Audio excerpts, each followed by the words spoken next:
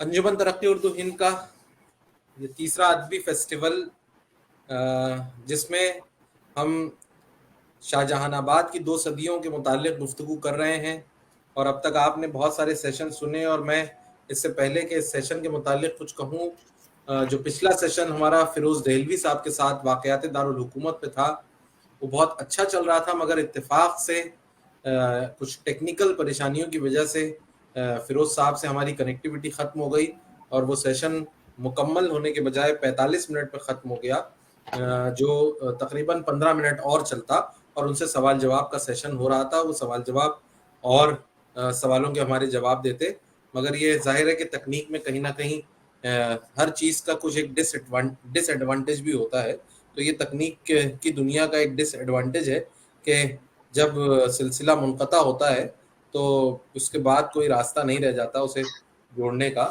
तो मैं बड़ा उसके लिए माज़रत ख़्वाह हूँ और मुझे यकीन है कि फिरोज़ दहलवी साहब की जो भी गुफ्तगू आपने सुनी उससे यकीनन आपने भी बहुत कुछ सीखा होगा और मैंने भी बहुत कुछ सीखा। इस सेशन में हम गालिब के हवाले से गुफ्तगू करेंगे, चूँकि गालिब जो शाहजहानाबाद के हवाले से, और जैसा कि मैंने हर सेशन के बारे में ये कहा कि जब हम तारीख़ के मौज़ूआत की बात कर रहे हैं और तारीख़ के मौज़ूआत पर जिन लोगों का हमने इंतख़ाब किया है उनसे मुनासिब कोई शख्स उन मौज़ूआत पर बोलने के लिए नहीं था।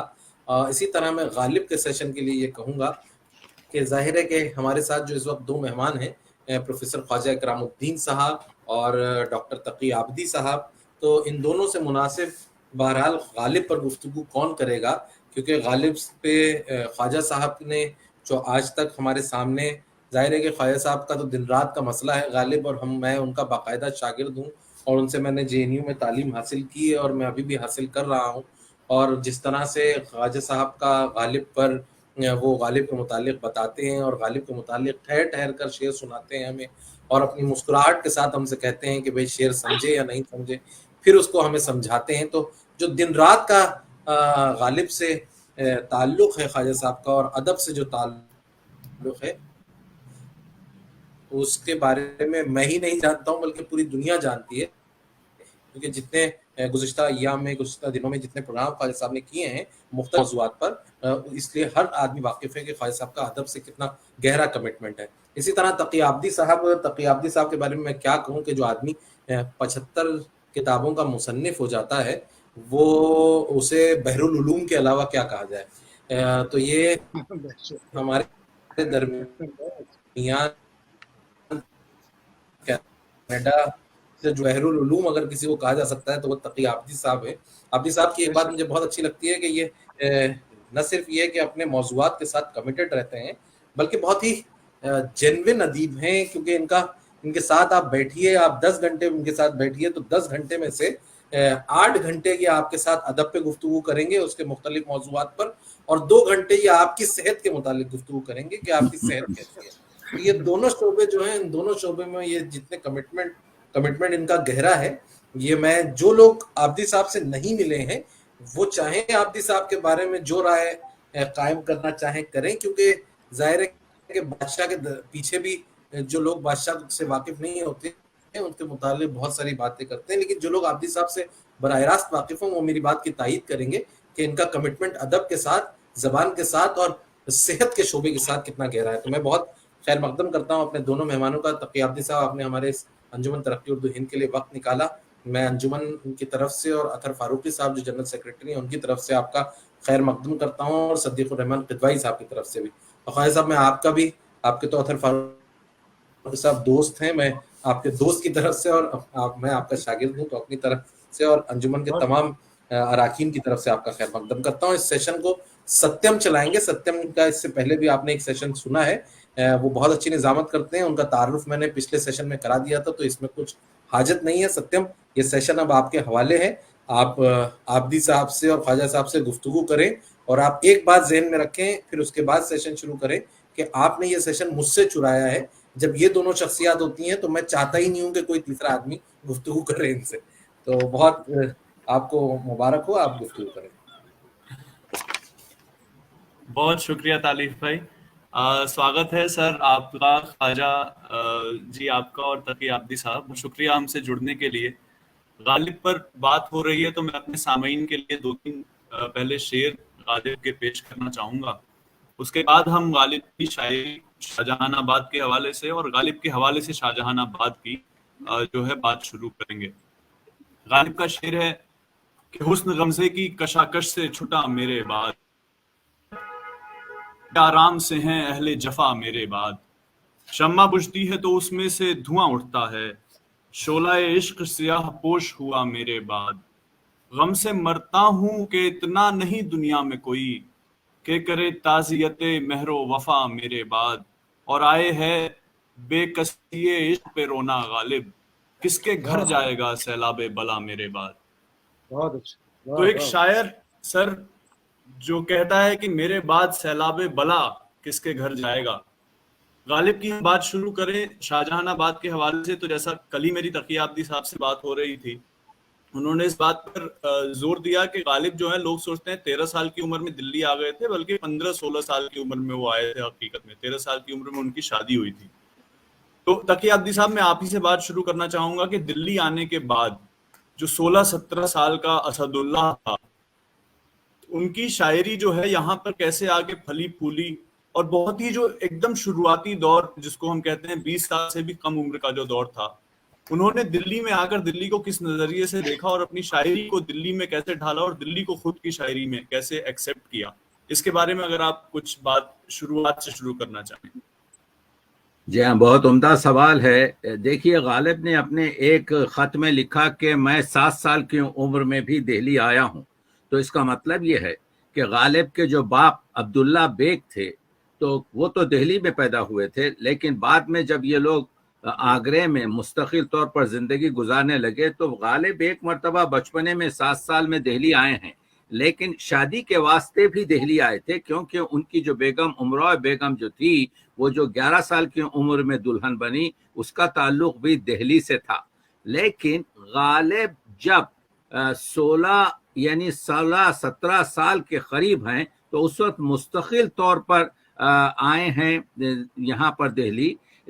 लोगों को बड़ा ताज्जुब होगा कि हमारे पास 2 तस्करे हैं, मुंतखबा आपके जो है क्या कहते हैं तस्करा, और इसके अलावा अयारुश्शोरा तस्करा, जो गालिब के वो अशार हैं जो गालिब दिल्ली से आने से पहले, जिसे सुरूर ने और ज़का चंद ने इन तस्करों में गालिब के शेर वो लिखे हैं जो आगरे के शेर हैं। तो 1900 यानी 1816 में, कि अभी गालिब की उम्र तकरीबन 19 साल है, गालिब ने अपना उर्दू दीवान जो कलमी है, जिसमें वो पूरा यानी आपके मुंतखब कर लिया था। तो इस तरीके से हम कह सकते हैं कि गालिब की शादी तो 13 साल में हुई, लेकिन गालिब दिल्ली में जब आए हैं तो उनकी उम्र 16 से आपके 17 साल के दरमियान थी, और इससे 72 साल जब उनकी जिंदगी रही इस दुनिया में, उसमें से सिर्फ 3 साल ये बाहर रहे, यानी या कलकत्ता या कुछ महीने यूं समझिए कि रामपुर। तो गालिब दहलवी इस वजह से कहलाए हैं कि जिंदगी तकरीबन सिवाय वो 16 साल के और सिवाय आपके 3 साल बाहर गुजारने के, इधर उधर जो जाते रहे, पूरी जिंदगी गालिब में दिल्ली में। तो दिल्ली के लोग, दिल्ली के तस्करे, दिल्ली के मुशायरे, सही है कि 1816 के बाद जब वो दिल्ली में आपके आ गए हैं, उस वक्त उनका तस्करों में और मुशायरों में आना जाना बहुत आपके क्या कहते हैं बढ़ गया था। लेकिन गालिब को लोग जानने लगे थे इस वजह से कि अभी गालिब दिल्ली नहीं आए थे, गालिब के अशार मशहूर हो चुके थे। और तो ज्यादातर उस जमाने में गालिब ने अगरचे के बेदिल के तर्ज पर शेर कहे, लेकिन ज्यादातर शेर फारसी में नहीं बल्कि उर्दू में कहे। ठीक है, तो उर्दू में कहे, फारसी में भी कुछ कहे। तो ज्यादातर जो हमको अशार मिलते हैं उस जमाने के, जो उनके इब्तदाई जमाने के हैं, यानी पहली मर्तबा देखिए गालिब का जो उर्दू दीवान है उसको अगर हमको ट्रेस करना है तो 1816 से लेकर उनकी जिंदगी में जो उर्दू के मुतदाविल दीवान जो 5 मर्तबा शाया हुए हैं उन सब पर नजर डालनी पड़ेगी। तो 1816 में जो वो हुआ, जो दीवान उनका था उसमें सिर्फ 1070 के करीब शेर थे, लेकिन जब उन्होंने उसको मुरत्तिब किया जो बाद में बना आपके नुस्खे क्या कहते हैं हमीदिया, वो 1821 है, उसमें तकरीबन 1800 शेर। यानी इस वक्त जो है अगर आप देखेंगे तो गालिब के पास तकरीबन 4170 के करीब उर्दू शेर हैं, जबकि उनके मुतदाविल दीवान में 2500 के करीब शेर हैं। तो कहने का मतलब यह है कि गालिब को कभी आप आगरे के जो उनका इब्तदाई अशार का कहने का ज़माना है उसमें हर शेर वही नहीं है जिसको हम पढ़ते हैं, बहुत कम अच्छे शेर हैं, बाकी हर किस्म के मुतवस्सित शेर उसमें मौजूद हैं। तो गालिब का तस्करा दिल्ली में गालिब के आने से पहले हो चुका था। गालिब का तस्करों में गालिब के दिल्ली में आने से पहले हो चुका था। गालिब की जो शोहरत थी आगरे में, उसकी कुछ कुछ खुशबू दिल्ली में पहुंच रही थी, लेकिन गालिब बने हैं गालिब जब 1821 में उनका वो दीवान जो हमको 100 साल के बाद 1921 में भोपाल से मिला, जिसे अनवारुल हक ने आपके तदमीन दिया, वो नुस्खे हमीदिया जो था उसमें से गालिब ने 700 अशार अपने मुतदाविल दीवान में दिए हैं। तो गालिब की दिल्ली गालिब की जिंदगी के साथ ही जुड़ी हुई है। इसी वजह से गालिब ने कहा था, आज देखिए आपने जो सवाल किया उसका जवाब ये भी है कि आज हम 150 साल बाद गालिब के, हम जो गालिब पर गुफ्तगू कर रहे हैं और जिसका अभी तालीफ ने जिक्र किया, गालिब ने खुद कहा था कि शोहरत शेरम बगीती बादमन ख्वाहश शुदन, मेरी शोहरत मेरे मरने के बाद होगी, यानी मेरी जिंदगी में, क्योंकि मैं अंदली पे गुलशने नाफरीदा हूँ, अभी तो मेरा गुलशनी नहीं बनाया गया जिस पर मैं बुलबुल बनकर चहक सकूं। तो कहने का मतलब यह है कि आज हम जो दिल्ली के साथ, दिल्ली की 200 साल तकरीब के साथ, जिसमें आपके जो है क्या कहते हैं उर्दू तरक्की बोर्ड और ये सब शामिल हैं हमारे दोस्त, उसका असल वजह यह है कि जो रशीद अहमद सिद्दीकी ने कहा था कि मुगलिया दौर ने 3 चीज़ें उर्दू को, आपके हिंदुस्तान को दी हैं, एक ताजमहल, एक उर्दू और एक गालिब। तो वो गालिब पर हम जो बात कर रहे हैं, गालिब दिल्ली से ऐसे जुड़े हुए हैं कि जैसे जिस्म में रूह होती है। इसी वजह से मैं एक आधे मिनट में ख़त्म कर रहा हूँ। जब गालिब से कहा गया था, गालिब ने अपनी फ़ारसी शायरी में 4 शहरों का जिक्र किया। एक आपके बनारस का कहा कि गुफ्तमिश चीज़ ई बनारस गुफ्त, बोलो ये बनारस क्या है, शाहिदी मस्त महव गुलचिदन, एक हसीना है जो फूलों को जमा कर रही है। गुफ्तमिश चूं बवत अजीज़ाबाद, कहो कि ये पटना कैसा है। गुफ्त रंगी तरस फिजाए चमन, इसकी जो है जो रंगीनी है वो चमन की हवा की तरह रंगीनी है। गुफ्त मकनू बेगू के दिल्ली चीज, अब तुम बोलो कि दिल्ली क्या है। गुफ्त जानिस तो ई जहानिश्तन, ये दुनिया तमाम जिस्म है और उसकी जान दिल्ली है।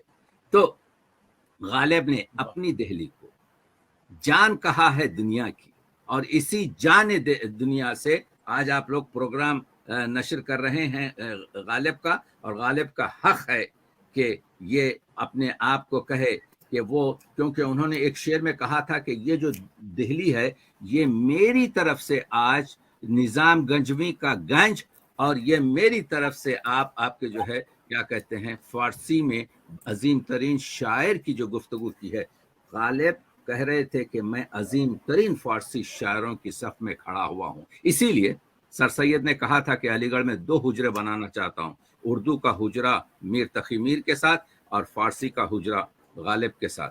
तो दिल्ली और गालिब का जो संबंध है, जो इन दोनों का एक रिश्ता है, वो रिश्ता ऐसा है जिसे कोई जुदा नहीं कर सकता, उसको कोई तोड़ नहीं सकता। बहुत शुक्रिया तकी आदिल, बहुत अच्छी तरीके से आपने जो है ये बातचीत की शुरुआत की है।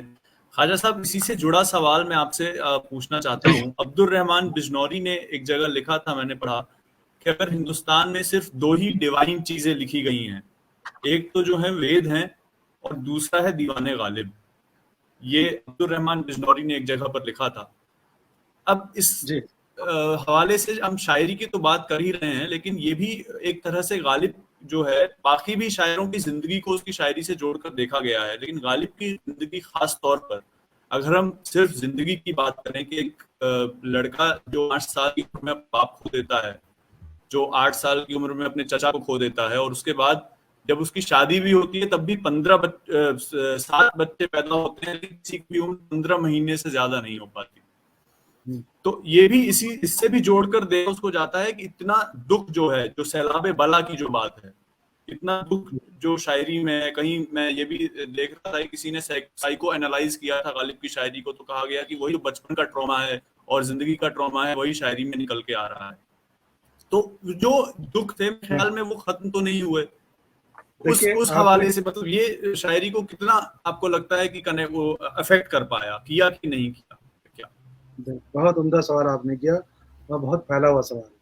پہلے تو میں جناب ڈاکٹر سید تقی عابدی صاحب کے حوالے سے ایک جملہ کہنا چاہتا ہوں کہ اس نشست کو آپ نے بہت ہی باوقار اور بہت ہی مستند اس لیے کیا کہ عہد حاضر میں جو اردو کے قدیم و جدید شعراء ہیں اس پہ جو تحقیقی کام کیا ہے ان میں ڈاکٹر سید تقی عابدی کا ایک بڑا نام.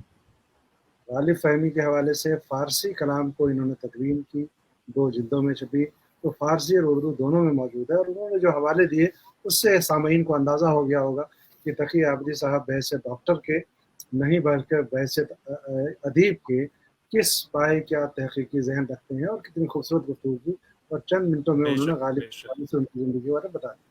آپ نے جو سوال کیا اس کے 2 پہلو. ایک تو جب عبدالرحمن بجنوری یہ کہتے ہیں کہ ہندوستان کی 2 ہی الہامی کتابیں ہیں، ایک بیت مقدس اور ایک دوسرا دیوان غالب.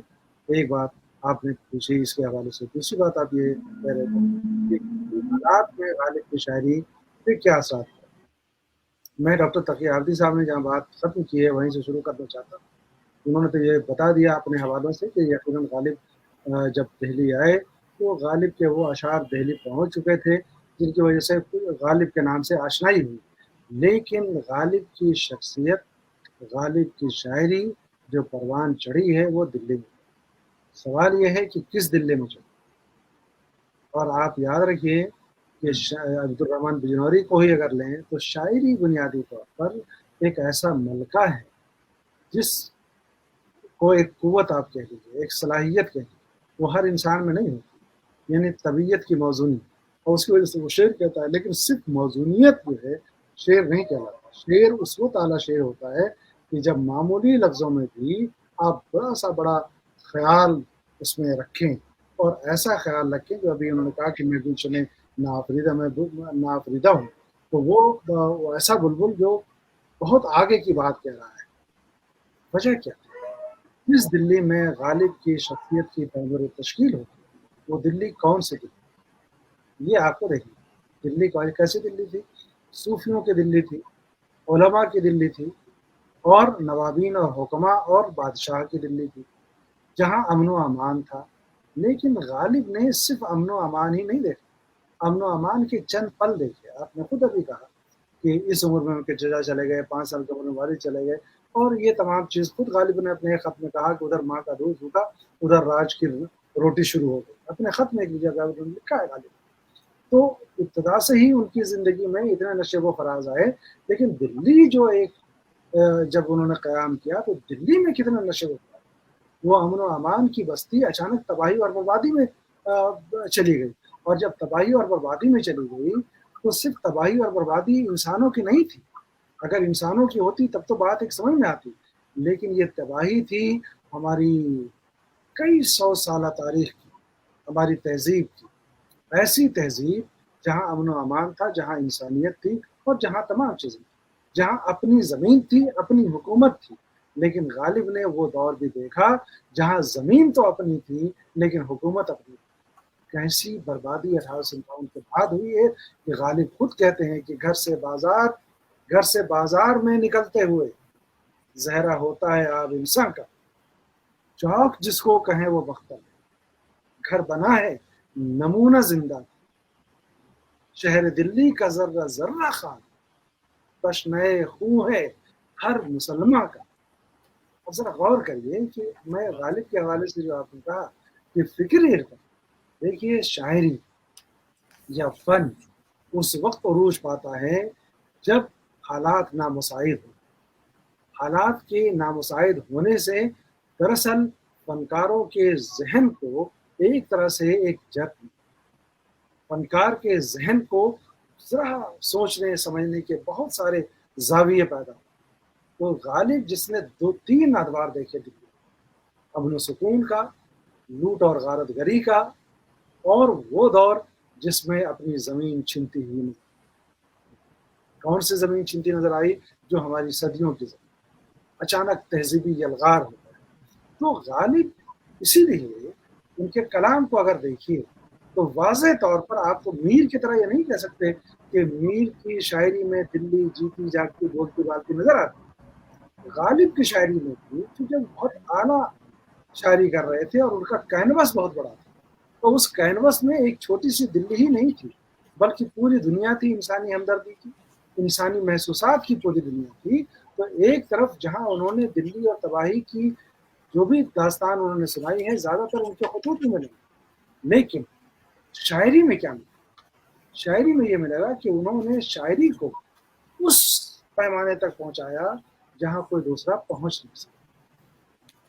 ایک بات اس شاعری میں، اس دور میں جب غالب کی شاعری کا ہم ذکر کریں گے شاہجہان آباد، تو دیکھیے شاہجہان آباد میں کیا تھا، علماء، فضلاء اور بڑے بڑے شعراء یہاں موجود تھے. لیکن غالب کے طرز کو کسی نے پسند نہیں کیا، ان کی شکایت بھی رہی غالب کی ہمیشہ.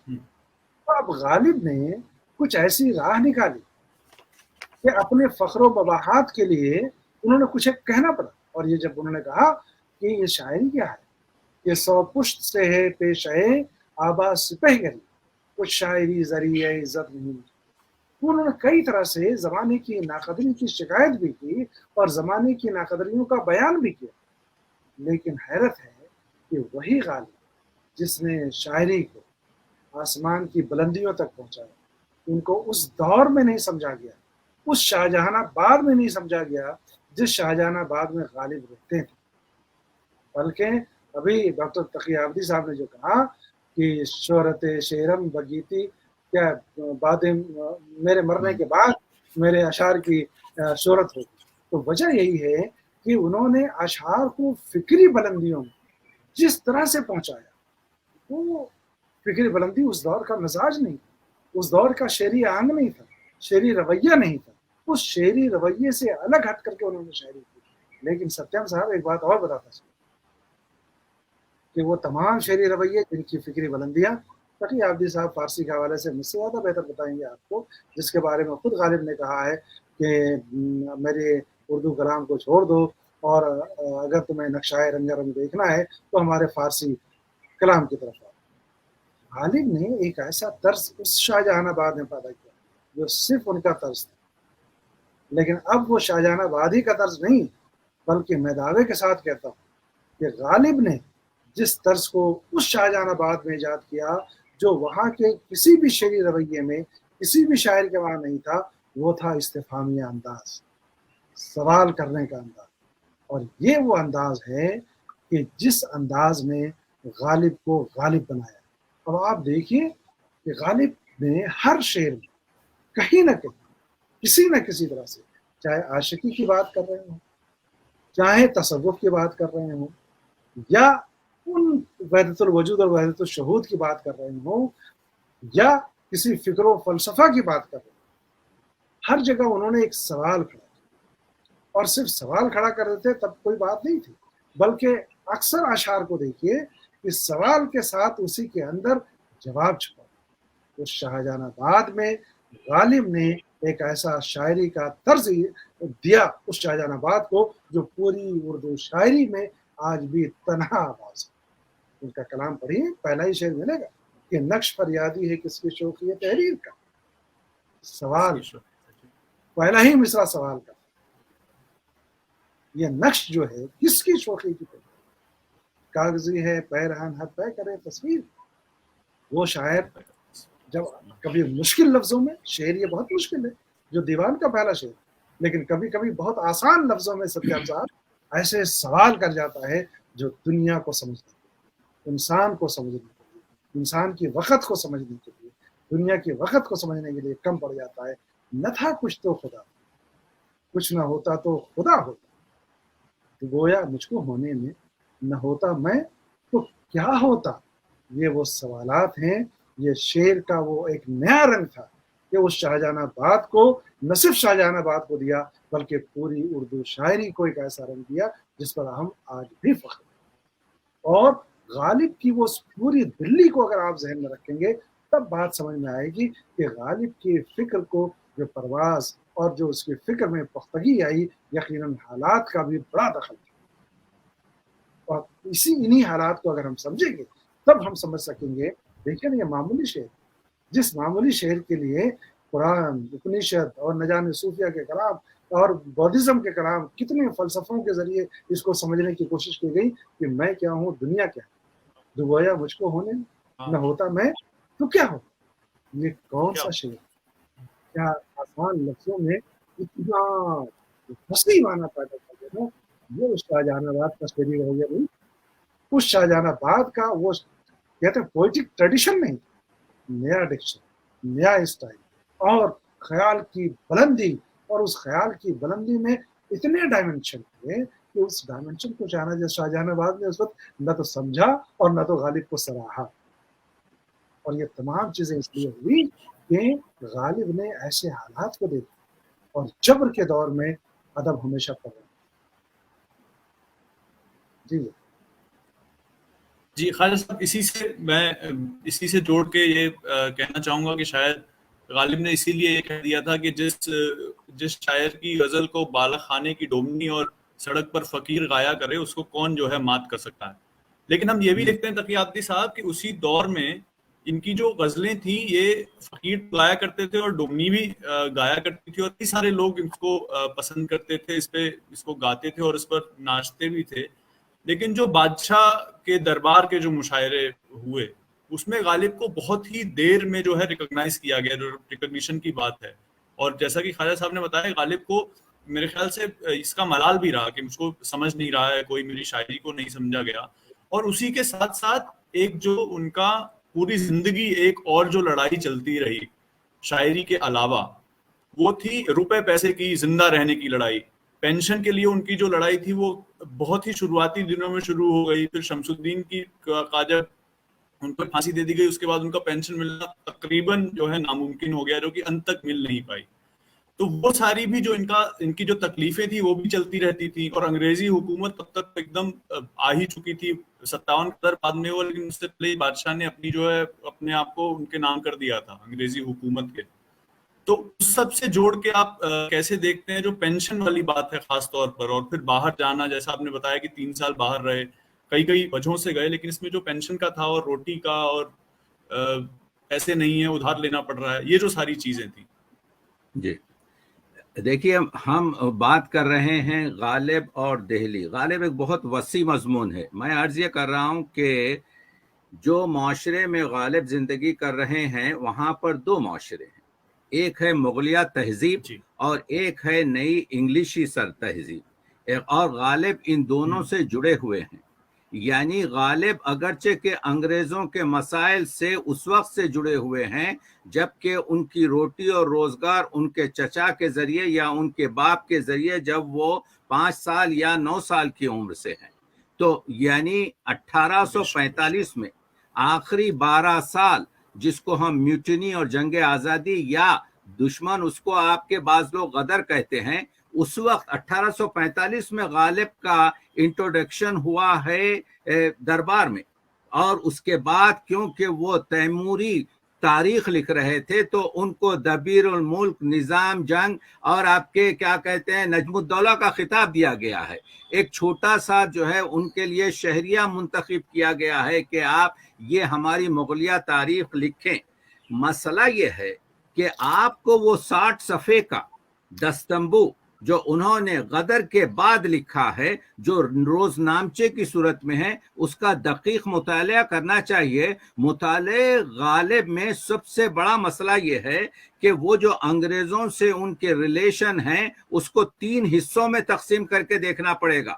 ایک یہ ہم غالب اور دہلی پہ بات کریں، غالب کے ان پر بھی میں بات کروں گا کیونکہ غالب نے اپنے پریزنس کے بارے میں کہا کہ مباش منکر غالب کے در زمانے تو غالب کا منکر نہیں ہو سکتا، you کیناٹ take out Ghalib from the آپ کے دہلی، کیونکہ غالب تیری زندگی میں وہاں پر آپ کے جو ہے زندہ ہے۔ یا ایک جگہ کہا تھا کہ امروز من نظامی و خاقانیم بدہر، میں خاقانی کی طرح سے دہلی میں زندگی کر رہا ہوں، میں نظامی گنجوی کی طرح سے جو ہے دہلی میں زندگی کر رہا ہوں۔ تو غالب کے جو ریلیشن تھے انگریزوں سے، ایک گروپ وہ تھا جس سے غالب کو غرض تھی پیٹ کہاں نکال کے پھینک دیتے، ہماری طرح سے تو ان کو کوئی سیلری نہیں تھی، وہ ایک آپ کے ان کے ساتھ ان کی بیگم تھی، اس کے ساتھ آپ جانتے ہیں کہ غالب زندہ اس وجہ سے رہنا چاہتے تھے کہ اس طرح سے ان کی جو عارف کی جو بیگم تھی اور اس کے 2 بچے تھے، ان سب کو پالنا تھا۔ تو ایک گروپ انگریزوں کا جن کو وہ خطوط لکھتے تھے، ان سے وہ وہاں پر ان سے پیسے اور ان سے حاجت، ان سے قلعت، ان سے پینشن کی دوسری تھی۔ دوسرا گروپ جو تھا انگریزوں کا، وہ غالب کو جانتا تھا کہ کیا نابغہ روزگار ہے، what a great person he is, تو وہ اس سے پوچھتے رہتے تھے مرزا نوشا کیا لکھا ہے، کیا کہہ رہے ہو، کیا بات چیت ہے، اس کو انٹیلیجنٹ سیکشن میں وہ لوگ ایک گروپ تھا۔ تیسرا جو تھا جس نے سر سید کو سر سید بنایا، یعنی غالب یہ کہہ رہے تھے کعبہ میرے پیچھے ہے، کلیسا میرے آگے، یہ مغلیہ سلطنت کی جو آپ کے تہذیب ہے یہ ڈوب رہی ہے، اور یہ جو انگلیسی دنیا میں مغربی تہذیب ہے یہ پنپ رہی ہے، اور زیادہ تر جو لوگ آپ کے بر صغیر ہندوستان میں ہیں وہ پڑھ کر آگے بڑھ رہے ہیں، تم لوگ کیوں پیچھے رہ رہے ہو، تم کو بھی چاہیے۔ اسی وجہ سے سر سید سے کہا کہ جاؤ، اور سر سید جو ہے، سر سید کا جو آئین اکبری وغیرہ لکھ کر جو پرانے کاموں میں انوالو تھے، کہا کہ یہ مردہ پروردن جو ہے یہ کام کیا کر رہے ہو۔ تو غالب کی یہ نصیحت سر سید کو اس وجہ سے پسند نہیں آئی کہ غالب خود مغلیہ سلطنت کی تاریخ لکھ رہے تھے، تو انہوں نے یہ مثنوی 33 شعر کی شامل نہیں کی۔ لیکن میں عرض یہ کر رہا ہوں اس کے بعد سے پھر سر سید نے کبھی ایسی کتاب نہیں لکھی۔ اب جو قائم کیا تو انہوں نے سائنٹیفک سوسائٹی کا گزٹ شائع کیا، اب جو بنایا تو انہوں نے تہذیب الاخلاق اخبار نکالا، اب جو انہوں نے بنایا تو آپ کے غازی پور کا مدرسہ قائم کیا، اب جو انہوں نے بنایا تو محمدن ایجوکیشنل سوسائٹی بنائی جو آگے چل کر علی گڑھ بنی۔ تو آپ کو دیکھنا چاہیے کہ غالب اردو ادب کا دہلی کا پہلا ترقی پسند شاعر ہے جو آپ کے دماغوں کو آئندہ کے لیے وازگار کر رہا ہے۔ وہ یہ کہہ رہا ہے کہ جہاں پر روشنی ہے اس طرف جا کر اپنے کام کرو۔ تو یہ جو عمدگی کے ساتھ دہلی کو دہلی بنانے والا، دہلی کے دماغ میں ترقی پسندی کے بیج بونے والا، دہلی کو اس آپ کے پرانے زمانے سے نئے زمانے میں جب کسی چیز کو ٹرانسفر کیا جاتا ہے تو بڑی اہمیت کا پیریڈ ہوتا ہے اور بڑی شخصیت کی ضرورت ہوتی ہے۔ اسی وجہ سے تو جو کام گوئٹے نے کیا تھا، اقبال نے جو نظم لکھی آپ کے غالب پر جس میں کہا آہ تو اجڑی ہوئی دہلی میں آری میدہ ہے، گلشن ویمن میں تیرا ہم نوا خوابیدہ ہے، گوئٹے تیرے لیول کا ہے۔ گوئٹے سے کیوں اقبال نے آپ کے غالب کو، غالب نے تو خود کہا تھا کہ میں خاقانی ہوں، میں آپ کے وہ ہوں، لیکن مغربی دنیا سے جوڑ کر جو اقبال نے بتایا، غالب اس لحاظ سے پوچھتے ہیں وہ کہ غالب کون ہے، کوئی بتلاؤ کہ ہم بتلائیں کیا تنزیہ شعر ہے، یعنی تم ایک ڈائمنڈ رکھا ہوا ہے میز پر اور تم یہ پوچھ رہے ہو یہ کیا ہے، یعنی وہ کیا اس کی چمک سے تم جان نہیں سکتے۔ وہ غالب یہی کہتا ہے، مگر غالب دوسروں سے بھی کہتا ہے اور بھی دنیا میں سخنور بہت اچھے، کہتے ہیں کہ غالب کا ہے انداز بیاں، اور اس وجہ سے انداز بیاں اور ہوا، ایک تو ان کی فطری حس اور جس تھا، جس دماغ سے وہ پیدا ہوئے تھے، دوسرا ان کا وہ ماحول تھا جو دہلی ابھی جیسا پروفیسر اکرام صاحب نے کہا کہ وہ ماحول تھا جس میں دن بدل رہا تھا، رات بدل رہی تھی، تہذیب بدل رہی تھی، تمدن بدل رہا تھا، دو قوتوں کا ایک دوسرے کے ساتھ ایک طریقے کا نبھاؤ چل رہا تھا۔ تو لیکن غالب نے کچھ ہی شعروں میں اپنی شاعری کے وہ کلیدی چیزیں کہہ دی، گنجی نے معنی کا طلسم اس کو سمجھیے، جو لفظ کے غالب میرے اشعار میں آئے، یہ شعر بتا رہا ہے۔ دیکھیے 16 سال کا ہے اسد، وہ کہتا ہے کہاں تمنا کا دوسرا قدم یارب، میں نے دشت امکان کو ایک نقش پا پایا۔ یہ جو ہے میں ایک چیز عرض کروں ستیم کہ ہمارے پاس، ہم نے، غالب نے کہا تھا ورائے شاعری چیزی دیگرس، ہمارے پاس جو ہے ہماری بر صغیر کی، ہماری یہ ہندوستانی شاعری جو ہے اس کی جو ڈیپتھ ہے، اس کا جو رنگ ہے، اس کا جو جس ہے، کوئی چیز اور ہے۔ यानी क्या है असल में कि वो ये बता रहे थे कि बस सोमनाथ ख्यालम दराई तबीनी, तुम लोग जो है सिर्फ ईरानी या अरबी शायरों की तारीफ मत करो। गालिब कह रहे थे मशो अशोर असीर जलाली के बूत खांसारी, तुम जलाली के असीर इस वजह से मत हो जाओ कि उसका ताल्लुक ईरान खांसार से था। तुम मसन शौकत उर्फी के बूत शिराजी, तुम उर्फी की इस वजह से तारीफ मत करो कि वो ईरान शिराज से था। बस सोमनाथ ख्याल अंदर आई तबीनी, तुम मेरे सोमनाथ ख्याल की दुनिया में तो आओ। रवा फुरूज बरी दोष है जुन्नारी, मैं तुम जुन्नार का धागा मेरे सीने पे पड़े रखोगे, लेकिन मेरे शोल्डर से जो तजल्ली, जो स्पिरिट, जो है एलिगेंट ख्याल आ रहे हैं उसको तो देखो। तो कहने का मतलब यह है कि हमने, देखिए हमारा जो संस्कृत का अदब है उसमें आप देख रहे हैं कि जो 14 उलूम है, यानी 4 वेद, 4 शास्त्र और 6 आपके जो वेदांत, इससे बनती है। तो शेखर ने कहा कि 15वीं चीज शास्त्र काव्या है। काव्या शास्त्र जो है सबसे अहम सरचश्मा है।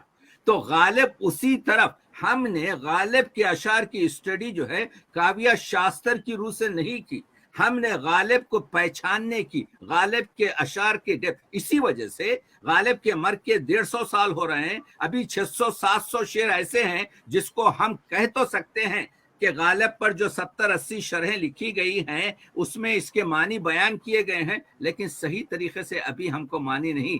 मैंने दश्ते इम्कान को एक नक्शे पा पाया। क्या है इसके मानी? इसके मानी यह है कि महाराज ने कहा था कि कायनात को मैंने 3 खत्मों में पास किया है। तो गालिब कह रहे हैं महाराज तो 3 खत्मों में पास करते हैं, इसको गुजरते हैं, मगर ख्वाहिश इतनी बड़ी है, डिजायर इतनी बड़ी है कि उसका एक नक्शे पा, एक फुट प्रिंट में पूरी कायनात नीचे आ गई।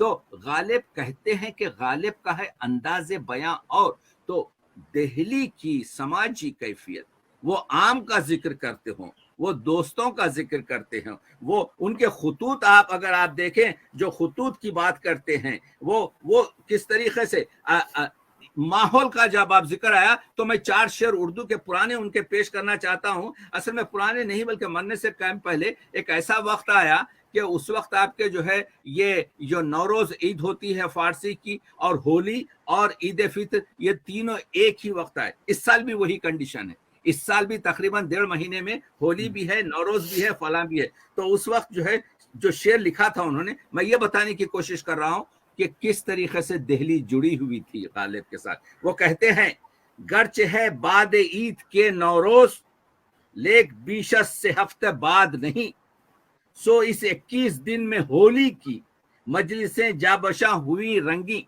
होली की मजलिसें जो हैं जा बजा रंगीन थीं। शहर में कू बकू उबैरो गुलोल, बाग में सू बसू गुलो नसरी। शहर गोया नमूने गुलजार, बाग गोया निगार खाने ची। 3 त्योहार और ऐसे खूब जमा हरगिज हुए न होंगे कहीं।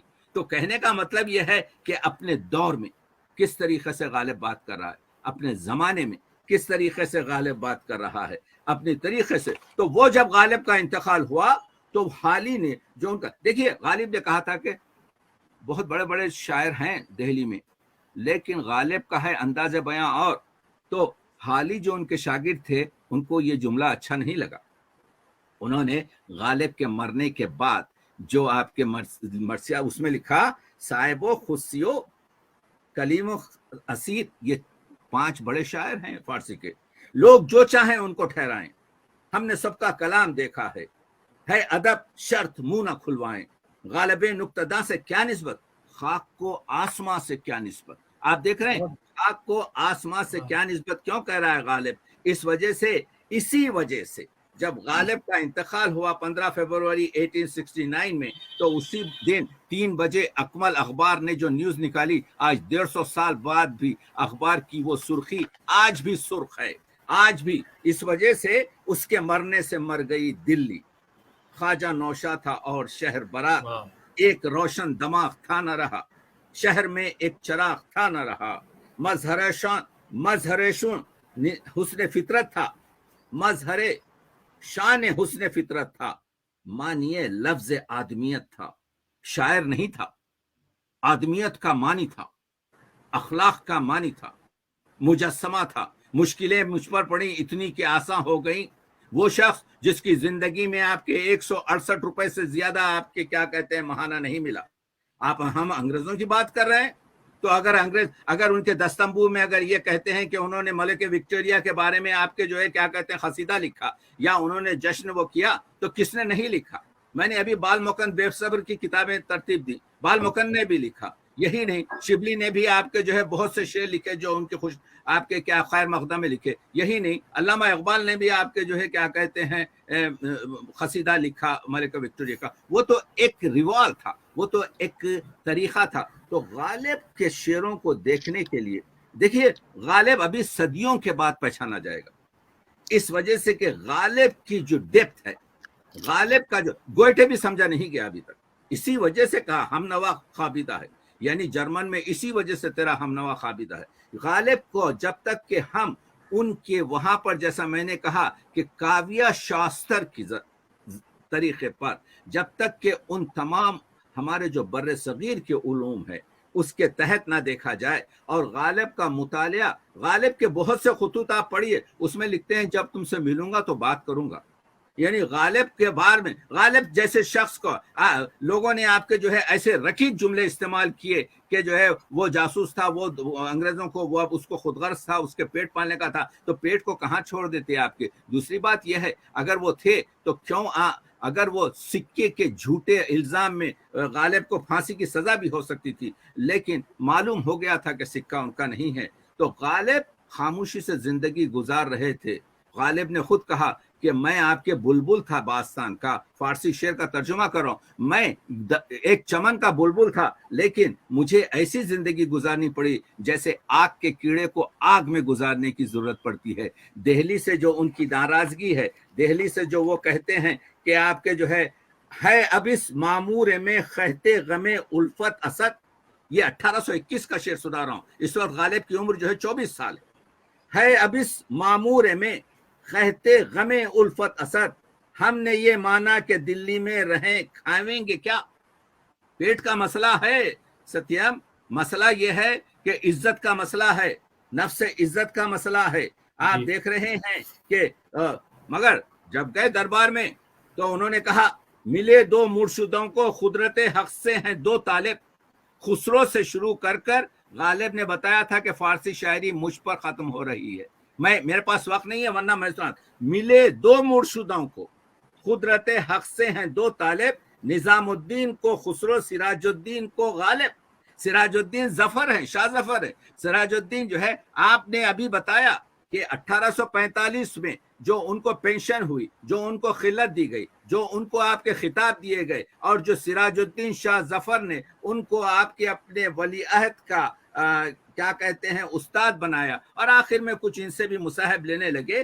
तो वो गालिब जिस तरीके से गुफ्तगू करते हैं दिल्ली की बात, और दिल्ली मगर गुस्से में भी आते हैं। जब उनका दीवान गलत तरीके से छपता है तो वो खत लिखते हैं। वो खत पढ़िए आपके मीर महदी मजरू के नाम, कहते हैं दिल्ली पर, उसके पानी पर और उसके छापे पर लानत।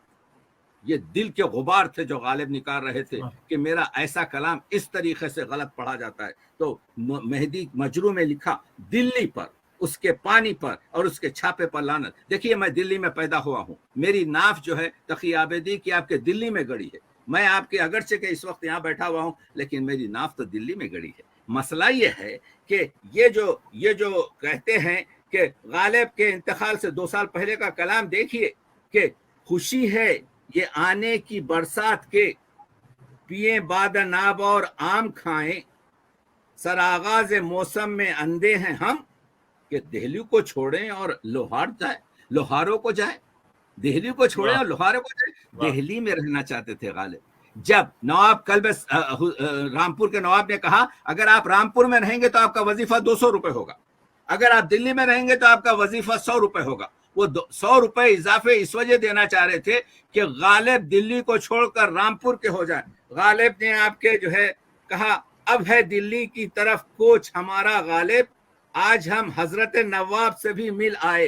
कहने का मतलब यह है कि गालिब ने दिल्ली की खातिर अपनी जिंदगी के जिसमें एक एक पैसे की अहमियत थी, वो हर गोपाल से कहते हैं कि मियाँ तुम देखो, तुम दिल्ली की बात कर रहे हो, किस दिल्ली की बात कर रहे हो।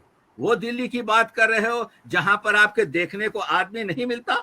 हाँ, अफसोस। और लोग ये कहते हैं कि जी उन्होंने आपके क्या कहते हैं अपने जो दस्तंबू है उस दस्तंबू में ऐसी चीजें लिखी हैं। मियां मिर्जा तफ्ता, हरगोपाल तफ्ता का खत पढ़ रहा हूं, सुनिए 3-4 लाइनें। मिर्जा तफ्ता, तुम बड़े बेदर्द हो, दिल्ली की तबाही पर तुमको रहम नहीं आता, बल्कि तुमको आबाद जानते हो। यहाँ पंजाब बस तो मैसर नहीं आया, सहाफ व नक्काश, तुम छपाई और नक्काशी की बात कर रहे हो। यहाँ पर मामूली चीज हासिल नहीं होती। खिले नामुबारक से खत नजर कर कर अहले शहर को गिनता हूँ, अल्लाह अल्लाह उनको कहाँ से लाऊं। कहने को हर कोई ऐसा कह सकता है, मगर मैं अली को गवाह जानकर कहता हूँ, इन अमवात के गम में और जिंदों के अलम में आलम मेरी नजरों में सियाह है।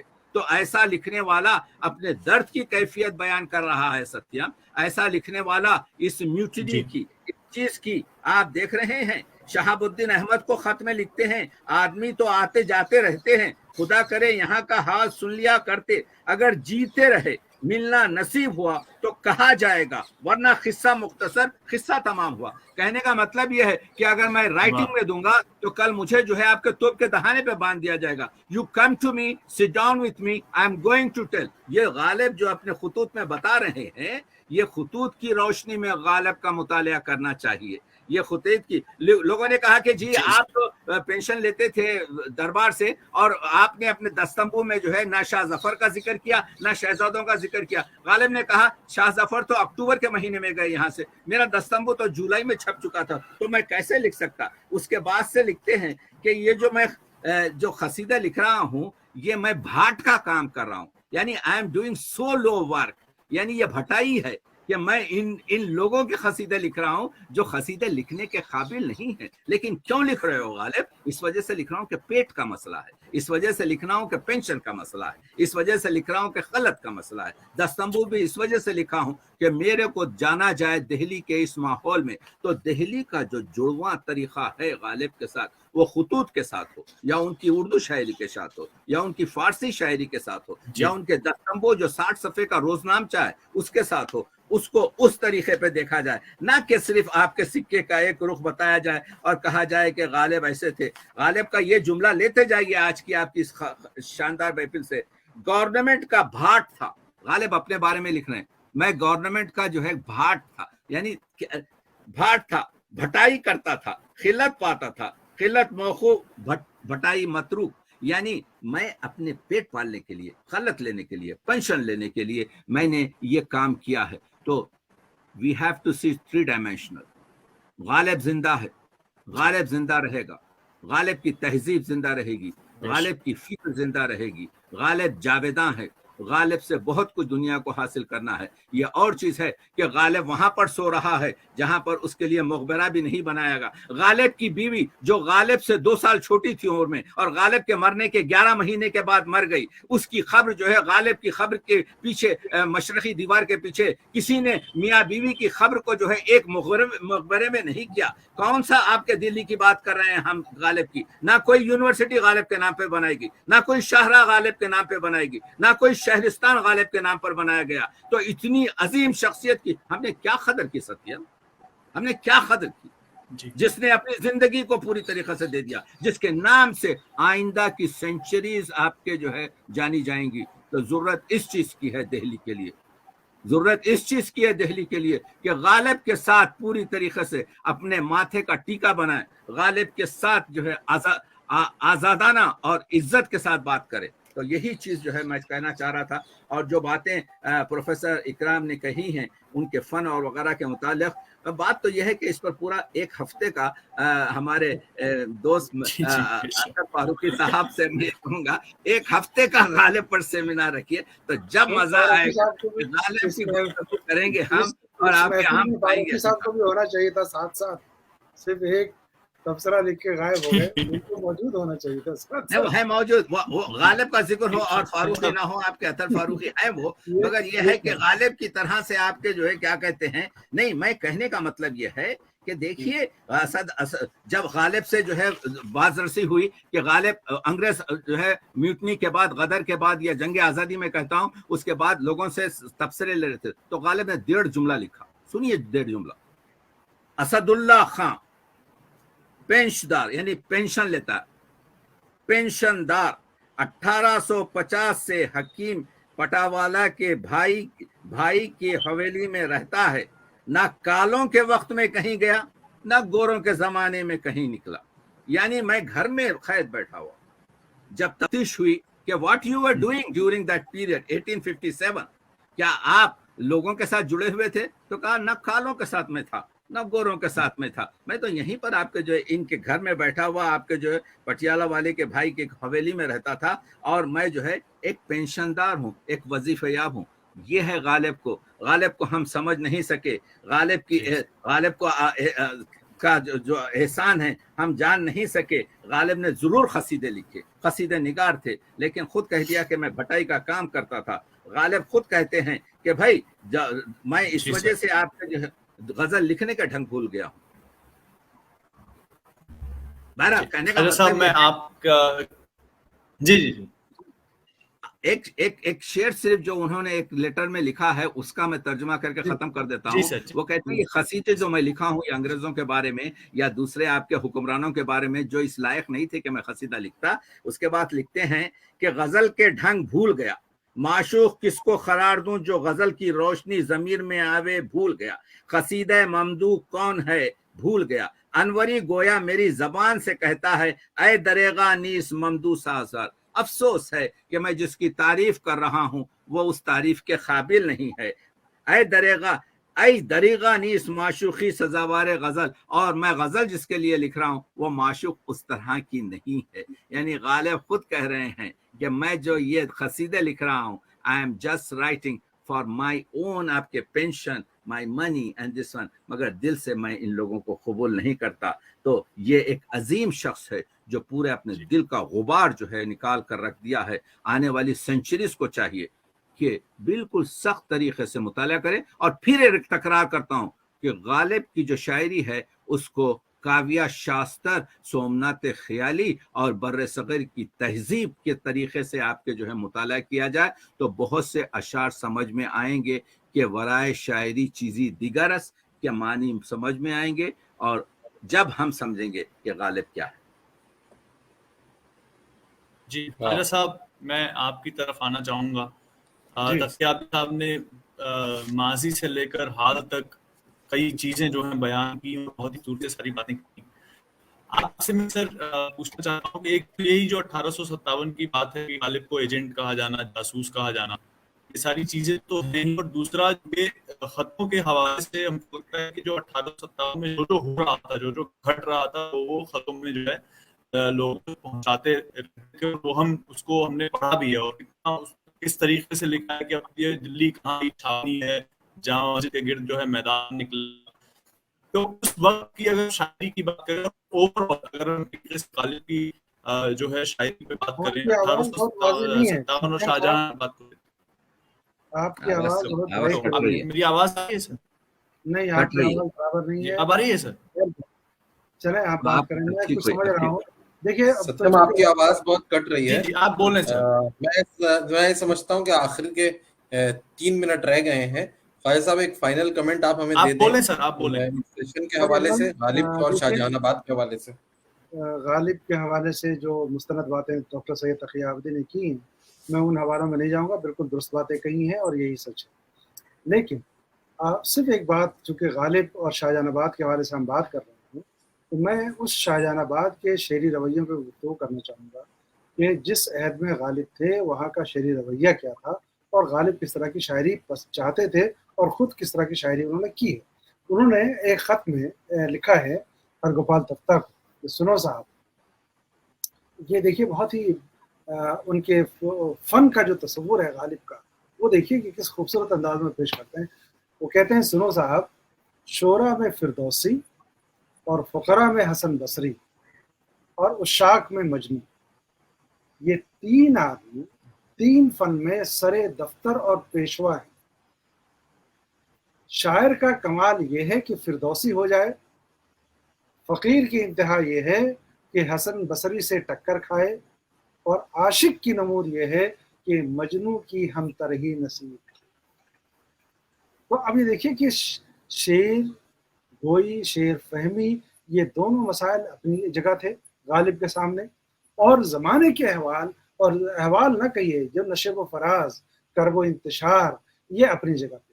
تو ایک شاعر جو اپنے ارد گرد کے ماحول اور کرب و انتشار سے گھرا ہوا ہو، اور دوسری طرف شاہجہان آباد کے شعری رویے کے حوالے سے شاکی ہو، تو وہ خود اپنے شعر کے بارے میں اور فن کے بارے میں کئی جگہ کئی خطوط میں انہوں نے بار بار اس کا ذکر کیا ہے.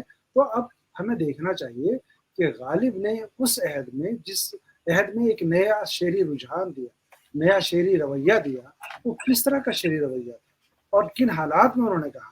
اور ابھی جن حالات کا ذکر کر رہے ہیں، اور ابھی عابدی صاحب نے جن حالات کے بارے میں ذکر کیا، آپ غالب کے شعر کو دیکھیے، آپ کو اندازہ ہوگا کہ عرض کیجئے جوہر اندیشہ کی گرمی کہاں، کچھ خیال آیا تھا وحشت کا کہ صحرا جل. کون سا شعر اس طرح کا بیانیہ ہے. اور صرف یہی نہیں بلکہ یا اس شاہجہان آباد کے بارے میں بھی یہ کہتے ہیں کہ یاد تھیں ہم کو بھی رنگا رنگ بزم آرائیاں، یاد تھیں ہم کو بھی رنگا رنگ بزم آرائیاں، لیکن اب نقش و نگارو طاق نسیاں. یہ دیکھیے کہ کس شدت کا اظہار اور غم کی شدت کا اظہار ان کے الفاظ. آپ اس کو اگر اس کی تشریح کریں تو شعر کی جو جمالیات ہے وہ ختم ہو جائے گی. خون ہو کے جگر آنکھ سے ٹپکا نہیں ہے مرد. عابدی صاحب جو بات کہہ رہے ہیں کہ ابھی بھی انہیں ایکسپلور کرنے کی ضرورت ہے کہ جس طرح کے اشعار انہوں نے کہے ہیں وہ کس عہد کے تھے اور کس پائے کے تھے اور کس معیار کے تھے، اور ہمیں کس نقد کی کسوٹی پہ ان کو پرکھا جائے گا کہ خون ہو کے جگر آنکھ سے ٹپکا نہیں ہے مرد، رہنے دے مجھے یہاں کہ ابھی کام بہت ہے. ذرا غور کریں کہ یہ غالب نے یہ صرف یہ درد و غم کے وہ اشعار بتائے، لیکن اسی زمانے میں غالب نے تصوف کے حوالے سے شعر کہے، طنز و ظرافت کے حوالے سے شعر کہے، اور نہ جانے کس کس طرح کی بات کی. وفا کیسے، آپ کو یہ شعر یاد ہو کہ اس کو سن کر کے ایسا لگتا ہے کہ غالب نے اپنے اس عہد کے شعری رویے سے بالکل الگ ہو کر کے ایک ایسا راستہ اختیار کیا کہ جس راستے پہ نہ تو اس وقت کوئی چل سکا اور نہ آج تک کسی شاعر نے اس کی پیروی میں مکمل طور پر اس کی تقلید کر سکا اور اس طرح کا شعری اسلوب یا شعری رویہ اپنے وہاں سمجھ سکا. تو یہی وہ غالب کی خاص بات ہے جس میں غالب کے فکر کو پروان چڑھانے میں حالات کا بھی بہت دخل ہے. بچپن سے لے کر کے آخری عمر تک غالب جن حالات سے دوچار رہے ان حالات کا کبھی اس طرح سے بھی شکوہ کیا کہ وفا کیسی، کہاں کا عشق جب سر پھوڑ نہ تھا، وفا کیسی، کہاں کا عشق جب سر پھوڑ نہ تھا ٹھہرا، تو پھر اے سنگ دل تیرا ہی سنگ آستان. اسی سنگ آستان کی داستان غالب کے عہد کی داستان. بہت عمدہ کہا خواجہ بھائی آپ نے. میں 30 سیکنڈ میں یہ بتانا چاہتا ہوں کہ جب غالب پہلی مرتبہ دہلی آئے 1816 میں تو دہلی والوں نے غالب کی قدر نہیں کی. اس وقت وہ اسد تخلص کرتے تھے تو ایک شعر کہا تھا، دلی کے رہنے والوں اسد کو ستاؤ مت، دلی کے رہنے والوں اسد کو ستاؤ مت، بیچارہ چند روز کا یہاں مہمان ہے. میں کہوں گا حضرت غالب آپ نے پورے 72 سال اپنی زندگی کے دلی میں گزارے اور وہاں کے لوگ آپ کے اتنے پرستار تھے کہ جس دن آپ کا انتقال ہوا شہر میں جو ہے سوگوار ہے آج، اپنا بیگانہ اشک بار ہے آج، شہر سارا بنا ہے بیت حزن، ایک یوسف نہیں جو کنعا میں اس کے مرنے سے مر گئی دلی. ایک یوسف خواجہ نوشا تھا اور شہر برات. تو غالب جانتے ہیں کہ دلی غالب کی ہے اور غالب دلی کا ہے، اگرچہ کہ غالب کو پہلے پہچانا نہیں گیا تھا، صدیوں تک یہ دلی غالب کے ساتھ رہے گی. تو آئیے دلی والوں کے ساتھ مل کے ہم یہ کرتے ہیں کہ جب تک غالب ہے ہم غالب کی دلی ہی کہیں گے. اسی وجہ سے آگرہ آباد کا غالب کہلایا گیا غالب دہلوی. شکریہ. بہت اچھی گفتگو. اسی لیے میرے خیال سے غالب نے خود ہی شعر کہہ دیا تھا کہ ہوئی مدت کے غالب مر گیا پر یاد آتا ہے, ہر ایک بات پہ کہنا کہ ہوتا تو کیا ہوتا. ہوگی. بہت شکریہ یقیناً سر, ستیم آپ کی آواز جی بہت طالب بریک ہو بھائی. رہی ہے, آپ کی طرف سے میں شکریہ ادا کر دیتا ہوں. بہت شکریہ عابدی صاحب, آپ تو جب جی جی گفتگو کرتے ہیں تو میرا جی کرتا ہے کہ بس میں آپ بولتے رہیں, میں سنتا رہوں, اور پھر جب خواجہ صاحب بھی ساتھ میں ہوتے ہیں تو حسن دوبالا ہو جاتا ہے. آپ دونوں کی گفتگو سے ہم نے بہت کچھ سیکھا. خواجہ صاحب نے ایک الگ نہج سے گفتگو کی, آپ نے ایک الگ نہج سے گفتگو کی, اور جو آپ کی گفتگو میں جو تم تراک تھا اس کے برعکس خواجہ صاحب کی گفتگو میں جو جمال تھا, وہ دونوں جو ہے ایک تکملہ بناتا ہے اس گفتگو کا. اور ستیم, آپ کا نیٹ ورک خراب ہونے کے باوجود بھی آپ نے اچھا کنڈکٹ کیا. میں آپ تمام لوگوں کا شکر گزار ہوں, اور عابدی صاحب آپ کو ہم دوبارہ ضرور زحمت دیں گے, اور یقیناً ہم جلد آپ کے سجھاؤ, آپ نے جیسا کہ حکم دیا اور آپ نے جیسا ہمیں ایڈوائز کیا کہ ہمیں غالب پر کرنا چاہیے, تو یقیناً انجمن کی طرف سے ہم غالب پر 3-4 دن کا کچھ ایک بڑا پروگرام کریں گے, اور خواجہ صاحب کی سرپرستی بھی اس میں شامل ہوگی, اور ہم آپ کو ضرور زحمت دیں گے. میں تمام شرکاء کا, تمام ناظرین کا, اور پروفیسر خواجہ اکرام الدین کا بالخصوص, تقی عابدی صاحب کا بالخصوص, اور ستیم آپ کا بہت شکریہ ادا کرتا ہوں. بہت بہت شکریہ. بہت شکریہ. خدا حافظ. بات خدا السلام علیکم.